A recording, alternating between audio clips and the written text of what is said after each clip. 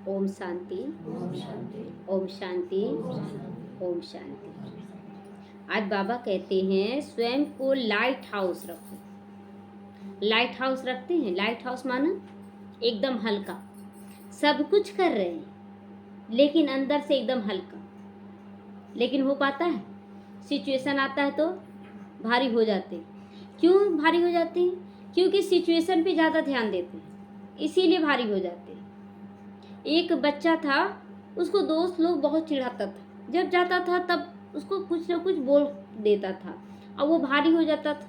वो अपने गुरुजी के पास गया, बोला कि गुरुजी देखिए ऐसा सा बात है, जब हम स्कूल से घर आते हैं या घर से स्कूल जाते हैं, रास्ते में कुछ लोग रहते हैं और वो लोग बहुत कुछ हमको बोलते हैं। मेरा मन एकदम डिस्टर्ब होता है। घर से अच्छे से आते हैं, सोचते स्कूल में ध्यान देंगे, लेकिन मेरे माइंड में वो सारी बातें घूमती रहती हैं। और फिर जब जाते हैं घर तो फिर वही बात होता है। मतलब आते जाते वो लोग परेशान कर रहे हैं। तो गुरुजी बोले कि एक लोटा दूध दिए और दूध दिए और बोले कि ये दूध ले जाओ और कल कुछ मम्मी को बोलना अच्छे से ले जाना, एक बूंद भी गिरे नहीं, और जाकर मम्मी को बोलना कुछ बनाकर देने के लिए हमको। तो वो लड़का था बाबा, तो वो लड़का गुरुजी का आज्ञाकारी बच्चा था। बोला, सोचा कि गुरुजी तो कुछ उपाय नहीं बताए, कुछ बोले ही नहीं। तो बोले कि ठीक है, कल इसका उपाय बता देंगे, आज ये काम कर लो पहले।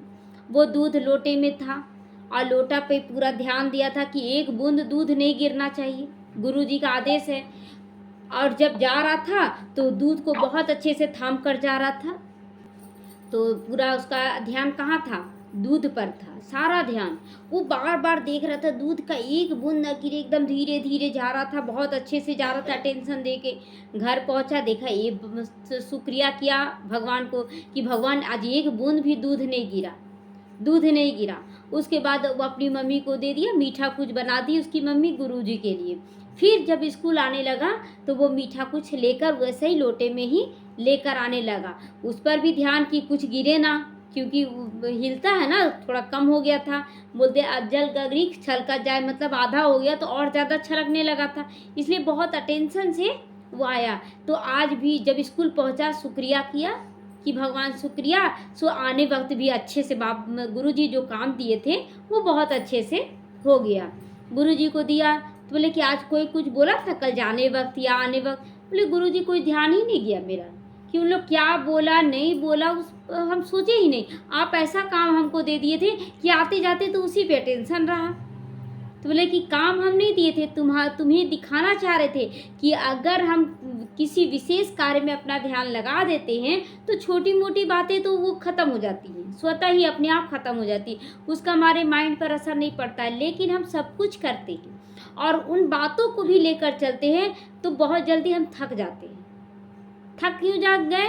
क्योंकि हम इधर का भी सेवा कर रहे हैं बहुत अच्छे से, लेकिन उधर की बातों को भी माइंड में भरे हुए हैं और इसी कारण हम काम में थक जाते हैं। तो हम लोगों को बाबा कहता है लाइट हाउस बनो, सब कुछ करो। ऐसा थोड़ी है कि बिना किए बैठ जाएंगे हम लोग, बैठना नहीं है, लेकिन सब कुछ करते हुए सारे विकारों से डिटैच, ये भी एक विकार है। किसी की बातों को पकड़ कर रखना, सुनना, और यहाँ तक आज हम लोग भी करते थे और लोग भी करते हैं कि कान लगाकर सुनते हैं कौन क्या बोल रहा है। सबसे बड़ा टेंशन है ये, किसी की बातें सुनना।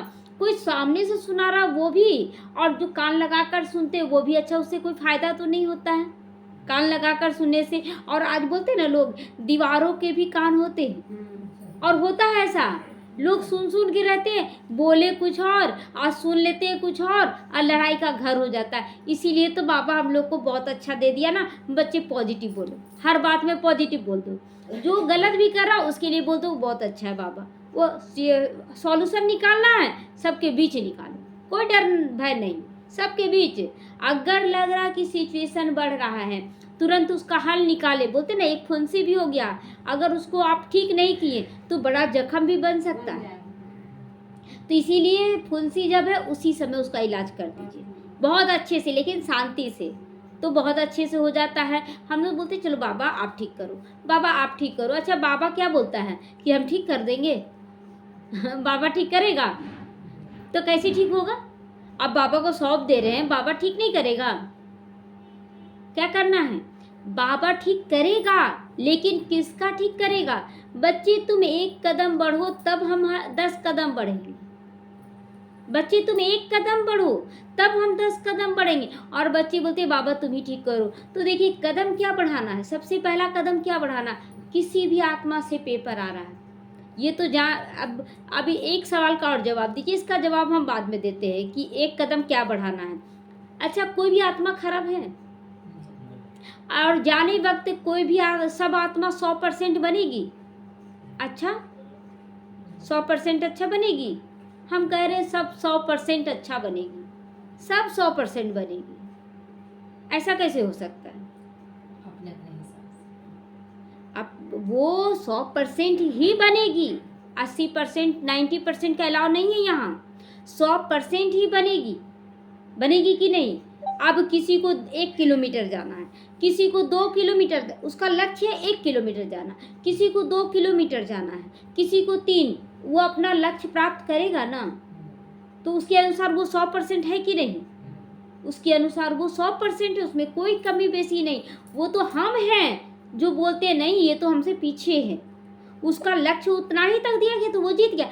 अगर उसका किसी का 1 किलोमीटर चलने का है और मेरा 2 किलोमीटर चलने का है, ठीक है, तो वो अगर 1 किलोमीटर पूरा चल लिया, एकदम लक्ष्य को प्राप्त कर लिया, और हमको दिया गया था 2 किलोमीटर, हम आधा किलोमीटर पीछे रह गए, क्या हम उससे आगे हैं? उससे आगे हैं, मेरा 100% नहीं होगा। उसका रिजल्ट क्या होगा कि तुम हार गए, वो जीत गया, क्योंकि उसको दिया गया था 1 किलोमीटर ही चलने का, तुमको दिया गया था 2 किलोमीटर चलने का।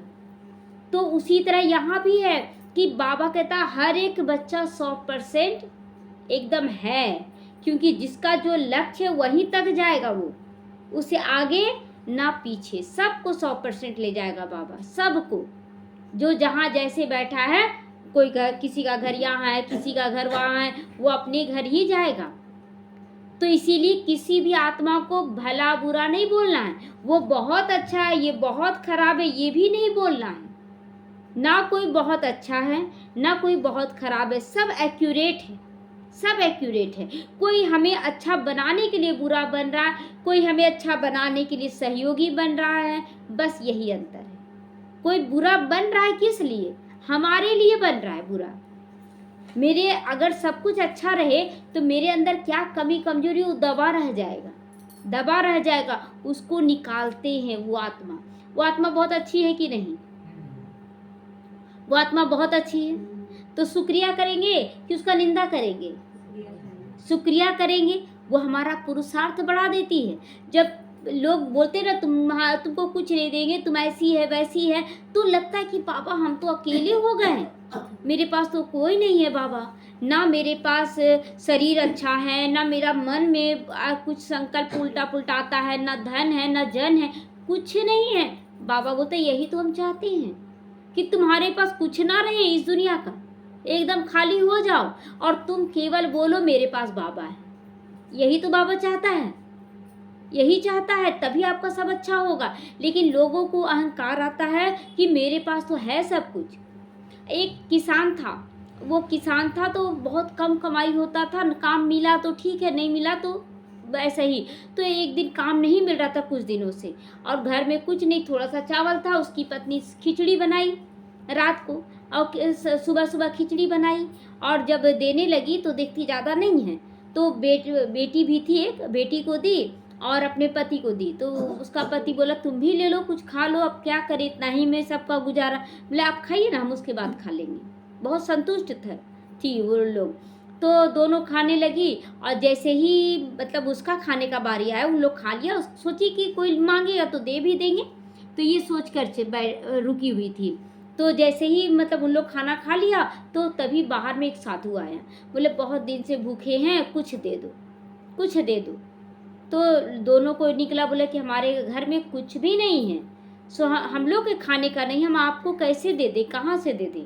तो उसकी पत्नी बोली नहीं, ये महापाप है कि हमारे घर पे कोई आया और हम उसको खाली भेज दें। सो रुकिए साधु महात्मा, सो मेरे हिस्से का बचा हुआ वो हम आपको देना चाहते हैं। गरीब संपूर्ण दान करता है, साहूकार तो चलो बहुत सारा है, उसमें से थोड़ा सा दे दी, लेकिन गरीब संपूर्ण, जब दुख आता है ना तभी संपूर्ण दान होता है, ये भी जान लीजिए। संपूर्ण समर्पण कब होता है? जब दुख आता है, नहीं तो संपूर्ण समर्पण कोई नहीं करता है।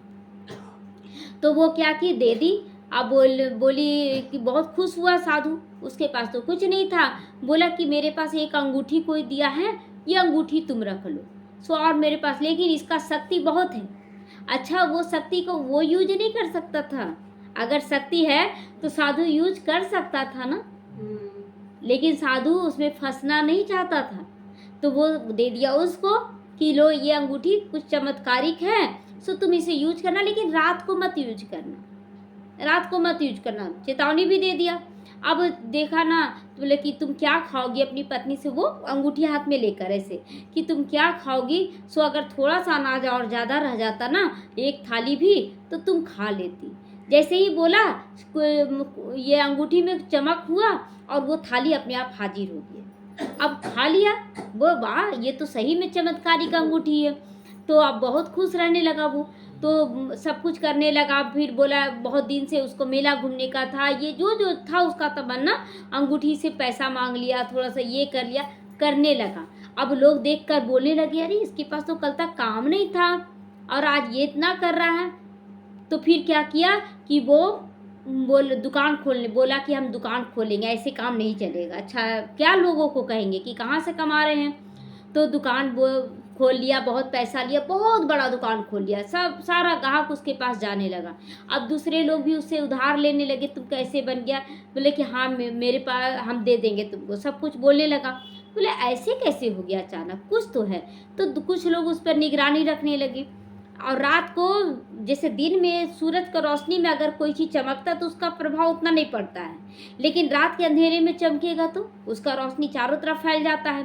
अब देखिए कि उसकी पत्नी को ही लालच हो गया, उसकी पत्नी को ही बोला गया था कि तुम रात को इसको यूज नहीं करना।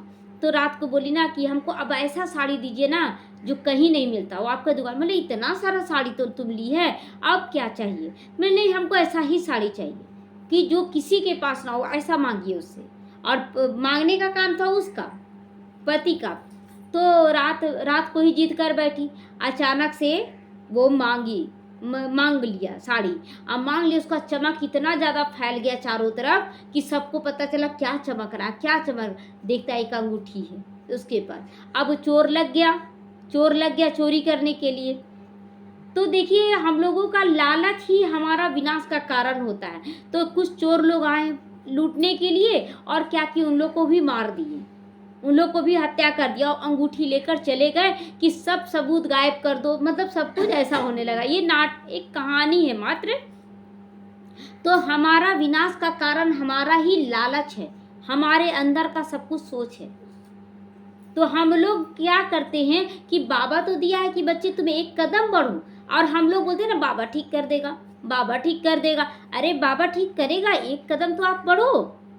इसी में बच्चे नंबरवार हो जाते, क्योंकि निर्णय शक्ति, परख शक्ति सबका कम है। अभी कम रावण कर दिया है। हमें सिचुएशन तब तक सामना करना पड़ेगा जब तक कि हम परिपक्व नहीं होते। परिपक्व मतलब हर सिचुएशन में एकदम हल्के न्यारे प्यारे होकर समाधान करना आ जाएगा जिस दिन, उस दिन माया आना बंद हो जाएगी। उस दिन तो फिर वरमाला बाबा कल योग लगा रहे थे, अचानक से बाबा बड़ा अच्छा टच किया, और वही योग कमेंट्री के रूप में कि माया अब तुम जाओ यहाँ से। तो माया बोलती है हम कहाँ जाएं, अब तो हम आप ही को वर चुनेंगे और वरमाला आप ही को पहनाएंगे। तो देखिए, माया तो तैयार खड़ी है हमारी सेवा करने के लिए। माया तब तक आपकी परीक्षा लेगी क्योंकि पूरे कल्प के लिए उसको वर चाहिए। हम लोग एक लड़की लड़का का शादी भी करवाते हैं तो कितना सोचते हैं ना, लड़का ऐसा होना चाहिए, लड़की ऐसा होना चाहिए। अब माया को नहीं चाहिए कि हमको पूरा कल्प हमको अपना पति चाहिए, तो इतना आसान कर चुन लेगी वो आपको पल पल परखेगी कि मेरा गुलाम तो ये नहीं बन जाता है, मेरा गुलाम नहीं बनना चाहिए। माया भी ये लक्ष्य लेकर चलती है, प्रकृति भी ये लक्ष्य लेकर चलती है, और हम लोग क्या करते हैं, कभी माया का गुलाम, कभी प्रकृति का गुलाम। तो हमें दोनों को अपना बनाना है, लेकिन उस पर अपना अधिकार जमा कर, मतलब हम उस पर राज्य करें, माया हमारे ऊपर राज्य ना करे। और आज के डेट में क्या हो गया, आत्मा का राज्य हट गया और माया का राज्य ऊपर हो गया है, इसीलिए दुख का कारण बन रहा है। माया को राज्य करने ना दे, माया भी चाहती है कि हम राज्य ना करें, उसको नहीं आता है राज्य करने। तो बाबा कहता है कि बच्चे तुम्हें आठों शक्ति से भरपूर करने आया हूँ। 8 शक्ति, जो परख शक्ति, निर्णय शक्ति, समाने की शक्ति, सहन शक्ति, ये सारी शक्ति। सहन शक्ति कुछ है नहीं, सच पूछिए तो सहन शक्ति कुछ नहीं है। लोग बोलते हैं सहन कर रहे हैं, अभी आप कमज़ोर हैं। जब तक आप सहन कर रहे हैं कमज़ोर हैं। आप कमज़ोर का मतलब ये नहीं कि सहन करना बंद कर दें। सहन करना क्या है, कोई सिचुएशन रहे तब तो सहन करे ना। सामने वाला ठीक है, बहुत सारा बात, अभी जो लड़के का कहानी सुनाए, क्यों लड़का को वो बोल रहा था, वो सहन कर रहा था। जब उसका मन बुद्धि दूसरी तरफ आ गया, टेंशन दूध की तरफ, खीर की तरफ, तो सहन करना पड़ा। बात तो था ही, बात तो आया ही, लेकिन सहन नहीं करना पड़ा। तो सहन हम कब करते, जब उस परिस्थिति पर पूरा मन बुद्धि लगा देते। तो इसलिए सहन करना फिर कुछ होगा। कोई कुछ भी बोल रहा है, बोलने दो, देखो तो सही ड्रामा को, कौन कितना क्या कर सकता है। तो हमें बहुत आत्मबल को जगाना। आत्मबल को हम जब जगा लेंगे ना, आत्मा के अंदर की शक्तियों को जगा लेंगे, तो ये खेल बहुत सुंदर लगने लगेगा, दुनिया का खेल। और बाबा तो बोलता है बच्चे सोमान की सीट पे बैठकर ये खेल करो, ये खेल देखो भी, खेल करो भी, तब तुम सदा विजयी रहोगे। तो स्वमान हमारा क्या है, सिचुएशन के अनुसार स्वमान लिया जाता है। अब ऐसा नहीं कि हर जगह एक ही स्वमान ले लेंगे, ऐसा भी नहीं है। स्वमान हर जगह अलग अलग होता है, और हर जगह जैसा परिस्थिति वैसा स्वमान ले ली। बाबा बोलता है ना कि ये जब सतयुग में जाएंगे तो पुष्पक विमान भी सब जगह के लिए अलग अलग होगा। घूमने का पुष्पक विमान अलग होगा। यहीं पर बोलते हैं ना, जब थोड़ा दूरी में चलना रहता है तो चलो पैदल चले जाते हैं, और थोड़ा सा ज़्यादा दूरी तो चलो बाइक से चले जाते, उससे भी ज़्यादा दूरी तो चलो 4 व्हीलर से चलते। अलग अलग है कि नहीं। उसी तरह सतयुग में भी होगा। तो उसी तरह स्वमान हमारा पुष्पक विमान है। अब आप देखिए कि कौन सी परिस्थिति में कौन सा स्वमान लेना है उचित है। पॉजिटिव संकल्पों का स्वमान लें उस समय। मैं कौन हूँ, तो विजयी आत्मा तो हर जगह है, विजयी आत्मा हूँ। उसके साथ क्या करना है, अब कभी अपने लिए विघ्न आ रहा है तो अपने लिए क्या करना, मैं निर्विघ्न आत्मा हूँ। निर्विघ्न आत्मा स्वमान ले लिए। निर्विघ्न का मतलब कोई विघ्न ना आए, ये गलतफहमी मत रखिएगा। विघ्न आए, हम उस पर सीढ़ी बनाकर ऊपर चढ़ जाएं, ये है निर्विघ्न बनने का। और फिर कभी दूसरे का विघ्न आए तो उस समय बोलेंगे निर्विघ्न आत्मा, तो चलेगा। उसमें क्या बोलेंगे, विघ्न विनाशक आत्मा हूँ मैं। तो स्वमान चेंज हो गया ना। तो बाबा कहता है कि जहाँ जैसा परिस्थिति वैसा स्वमान लो। अच्छा, आप कितना पुष्पक विमान तैयार कर रहे हैं, तैयार कर रहे पुष्पक विमान? एक भी नहीं तैयार कर रहे। कोई बच्चे, उनको तो पता ही नहीं है कि स्वमान क्या लेना है। अच्छा, सतयुग में आपको पुष्पक विमान नहीं चाहिए, तो अभी स्वमान समझें कि कौन सा स्वमान लेना, तभी आपको वहाँ पुष्पक विमान मिलेगा। बाबा ये शर्त रख दिया है, हर जगह स्वमान ले ले, और एकदम खुश, निर्वैर, निर्भय, ये सब स्वमान है हर जगह के लिए। तो ये सब भी हमेशा रखें। अच्छा, हम डरते क्यों हैं, डरते क्यों हैं, किस बात का डर लगता है? मौत का डर सबसे बड़ा डर होता है। अब जब हम आत्मा हैं तो मौत का भी डर खत्म हो गया, फिर किस बात का डरना है? डर कोई चीज़ का, अब कौन क्या बोलेगा चिल्लाओ। क्योंकि ये सिचुएशन तो मेरे पास अक्सर आया करता है कि कोई इतना ज़ोर ज़ोर से चिल्लाता है ना, इतना ज़ोर ज़ोर से चिल्लाता है। हम अब तो देखते हैं कि वो कितना देर तक चिल्ला सकता है। चिल्लाओ चिल्लाओ। अब तो हंसी भी आता, नहीं रहम आता, हंसी भी नहीं बोलेंगे, अब रहम आता है कि उनको जाकर बोलते हैं कि आप क्यों इतना एनर्जी बर्बाद करते हैं क्यों आप अपने आप को कष्ट देते हैं इतना चिल्लाने से। अगर ये बात धीरे से भी बोलिएगा ना तो हम सुन लेंगे, हम समझ लेंगे हमको क्या करना है। लेकिन चिल्लाने वाला चिल्लाइए, हम सुनते हैं, यहीं बैठकर हम सुन लेते हैं कि क्या क्या आपको बोलना है। तो इसीलिए बाबा कहता लाइट हाउस बनो। लाइट हाउस बनने में बड़ा मजा है। और लाइट हाउस के साथ साथ बोलता है बाबा माइट हाउस बनो, शक्तिशाली। अब लाइट तो है, हमको जिम्मेवारी से किनारा कर लेना, हमको क्या मतलब है। वो ऐसा, आज एक बहन बोल रही थी कि कोई सुनता है मेरा बात, हम क्यों उसका जिम्मेवारी लेने जाए। ये लाइट हाउस हो गया हाँ ये लाइट हाउस है, आप खुद खाली निकल रहे हैं और वास्तव में वो निकल नहीं रहा है। जो सोच रहा है कि हम निकल गए वो वास्तव में नहीं निकल रहा, निकलता वो है जो दूसरों को निकाल देता है। तो लाइट हाउस माना सबके लिए ना। अब जब लाइट जलता है तो लाइट सब जगह फैलता है कि नहीं, कि केवल अपने तक फैलता है। तो हमें लाइट हाउस बनना है, मतलब खुद के लिए भी लाइट हाउस और पूरे सभी वातावरण को भी लाइट बनाना है, आत्माओं को भी लाइट बनाना है। लेकिन समझ में नहीं आता है, परिस्थिति आता है तो आता है समझ में। अब ज्ञान इतना सुन रहे हैं, समझ में आता है लाइट कैसे बनाना है। जब आप हल्का सा भी उंगली कर दिए किसी को ना तो वो पूरा उंगली कर देगा आपको। आप सिचुएशन को संभालते हुए सबसे पहले तो अपने अंदर ये सम्मान रखें, सभी आत्मा बहुत अच्छी है, कोई भी बुरा नहीं है।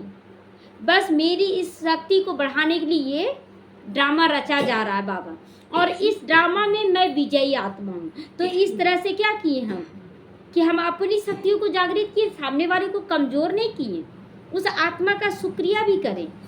तो इस तरह से आपको ड्रामा अच्छा लगेगा। नहीं अब तो हमको अच्छा बनना पड़ेगा, अब ऐसा करना पड़ेगा। आपका गुस्सा जागृत हो जा रहा है, अब उसको तो सामना करना पड़ेगा, मतलब आप सामने वाले को बुरा बोल रहे हैं। आपको ध्यान रखना होगा कि आपके मन में भी एक संकल्प ना उठे सामने वाला बुरा है। कोई भी बुरा नहीं है, कोई भी बुरा नहीं है। मोमबत्ती भी काम आता है समय पर, है ना। अब माचिस का तीली भी काम आता है समय पर। आप किसी को बुरा नहीं बोल, अरे बहुत चारों तरफ इतना सारा लाइट लगा लिए, अब माचिस मोमबत्ती का क्या जरूरत है हमको। और जिस दिन लाइट कटा ना, मांगने का सिचुएशन आ जाएगा, मोमबत्ती है माचिस है आज मेरे घर में नहीं है, दो। हाँ तो बाबा कहता ना छोटी से छोटी चीज जो आपके नज़र में वैल्यूबल नहीं वो भी वैल्यूबल है। कब कौन हमारी मददगार बन जाए, सहयोगी बन जाए, कोई नहीं जानता। इसलिए बाबा कहता लेके भी सबको चलो और छोड़कर भी सबको चलो, न्यारा और प्यारा इसी को कहा जाता है। तो हमें लाइट हाउस माइट हाउस बनकर चलना है, शक्तिशाली भी हैं और लाइट हाउस भी है। तो और खुद के लिए ही नहीं सबके लिए हमें बन जाना है लाइट हाउस माइट हाउस। तो अभी हम लोगों को भगवान चुना इसलिए बनना है। कलयुग में जब थे खुद के लिए जी रहे थे, वास्तव में जो खुद के लिए जीता वो खुद के लिए भी जीता नहीं है, उलझा हुआ है। आज कोई जी रहा अच्छा से, लेकिन जब से बाबा हम लोगों को सिखाया ऐसे जीना कि बच्चे खुद के लिए भी जियो और सबके लिए जियो, ज़्यादा मज़ा आ रहा है इसमें। और मज़ा हम लोग तो चाहते हैं ना कि कोई दुखी अशांत बीमार लोग आए और पूछे क्या करना है, बड़ा मज़ा आता। अब सबको बताते हुए भी स्वमान रहता, वाह बाबा वाह मैं विशेष आत्मा हूँ, है ना। ये भी एक मज़ा है। तो हम लोगों को हर बात में इंजॉय करना है। भगवान के साथ नहीं करेंगे तो कब करेंगे इंजॉय? सत्युग में करेंगे। सत्युग में तो पता ही नहीं होगा दुख क्या होता है, तो इंजॉय कब होता है? इंजॉय कब होता है? जब आपको दुख का फीलिंग हो और उस स्थिति में कुछ अच्छा हो जाए, तब तो बोलते हैं ना। बहुत वो एकदम गरीब था, अंगूठी मिला उसके पास, सब कुछ आने लगा, वो खुश हो गया। आज जो साहूकार पहले से भरपूर है, वो उसको कोई क्या पता कि क्या और चाहिए, वो लेता जाएगा लेता जाएगा। तो अभी जो मज़ा है ना वो सत्युग में भी मज़ा नहीं है। अभी इस पल को बहुत अच्छे से जीना है, बहुत अच्छे से जीना सीखना है। हमें जीने के लिए ना परिस्थितियों का सामना करना है। भगवान की एक प्रतिज्ञा आया था, ये प्रतिज्ञा नहीं कि तुम 2 कदम बढ़ो मैं ये कर दूंगा, वो नहीं। भगवान से मैंने मांगी बुद्धि, भगवान ने मुझे दी परिस्थितियाँ उन्हें सुलझाने के लिए, ताकि मेरा बुद्धि बढ़ सके। वो कभी पढ़िएगा तो उसमें बहुत अच्छा है। मांगे कुछ और मिला कुछ और जो मिला उसी में मेरा सब कुछ छुपा हुआ था। कल्याण होता है। तो हमें पल पल बाबा के हर बात में राजी रहना है और करते चले जाना, कदम आगे बढ़ाते चले जाना है। ओम शांति।